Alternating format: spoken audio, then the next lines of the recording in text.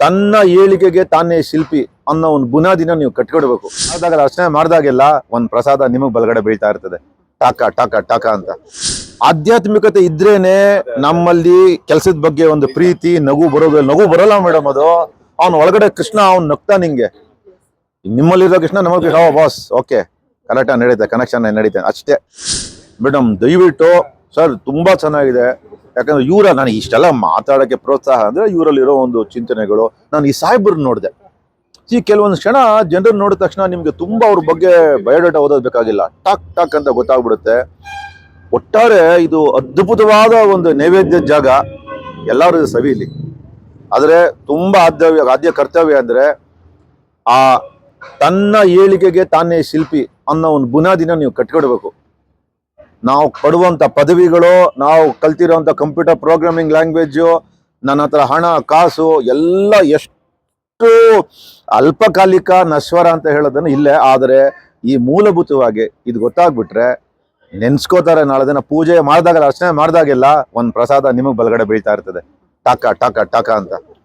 ಇವರು ISKCON devotee, ಅವರು spiritual devotee. ಆಧ್ಯಾತ್ಮಿಕತೆ ಇದ್ರೇನೆ ನಮ್ಮಲ್ಲಿ ಕೆಲಸದ ಬಗ್ಗೆ ಒಂದು ಪ್ರೀತಿ, ನಗು ಬರೋದು. ನಗು ಬರೋಲ್ಲ ಮೇಡಮ್, ಅದು ಅವನು ಒಳಗಡೆ ಕೃಷ್ಣ ಅವ್ನು ನಗ್ತಾ ನಿಂಗೆ.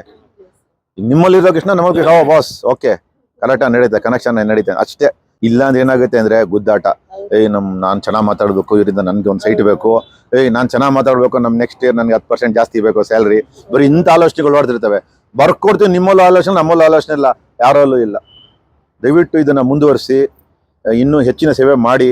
ಇದೊಂದು ಕಾರ್ಯಕ್ರಮ ಮಾಡ್ಕೊಳ್ಳೋಣ. ತನ್ನ ಏಳಿಗೆಗೆ ತಾನೇ ಶಿಲ್ಪಿ ಅನ್ನೋ ಈ ಒಂದು ಮಾತನ್ನ ಈಗಿನ ತಾಯಂದ್ರಿಗೆ, ಬಹುತೇಕ ಬರೋ ಮಕ್ಕಳ ತಾಯಂದ್ರಲ್ಲ 24, 25, 26 ವರ್ಷದವ್ರು ಇರ್ತಾರೆ, ಅವ್ರಿಗೆ ಕೊಡಿ. ನೋಡಿ ಶಿರಾದಲ್ಲಿ ಸಮಾಜದಲ್ಲಿ ಆಗುವಂತ ಬದಲಾವಣೆ ನೀವೇ ನೋಡಿ. ಆ ಬದಲಾವಣೆನ ನಾವು ಕಾಲದಲ್ಲಿ ಅದನ್ನ ನಾವು ಅಳಿಬೇಕು, ಕರೆಸ್ಬೇಕು ಅವ್ರನ್ನ.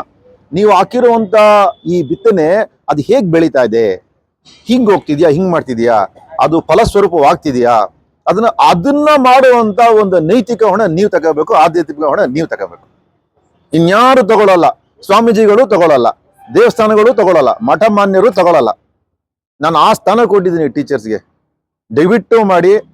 ಆ ರೀತಿಯಲ್ಲಿ ಇವ್ರಿಗೂ ನಾವು ಒಂದು ಸ್ವಲ್ಪ ಇವ್ರನ್ನ ಯಾವಾಗಾದ್ರೂ ಆದ್ರೆ ಬೆಂಗಳೂರು, ಮೈಸೂರು ಕರ್ಕೊಂಡ್ಬಂದ್ರೆ ಒಂದು ಯಾತ್ರೆ ತರ ಮಾಡಿ ನಮ್ಮ ರಾಮಕೃಷ್ಣ ಆಶ್ರಮದ್ದು ಒಂದು ಸಣ್ಣ ಒಂದು ನೋಟ ಮಾಡಿಸಿ ಕಲ್ತ್ರೆ ನಾವೆಲ್ಲ ಹೆಂಗ್ ಬಂದ್ವಿ. ನಾನು ಹೇಳೋದಿಷ್ಟೇ, ನಮ್ಮ ಥರದ 4 ಜನ 20 ವರ್ಷ ಆದ್ಮೇಲೆ ನಿಮ್ಮ ಹುಡುಗರು ಈ ಥರ ಬಂದು ಮಾತಾಡಬೇಕು.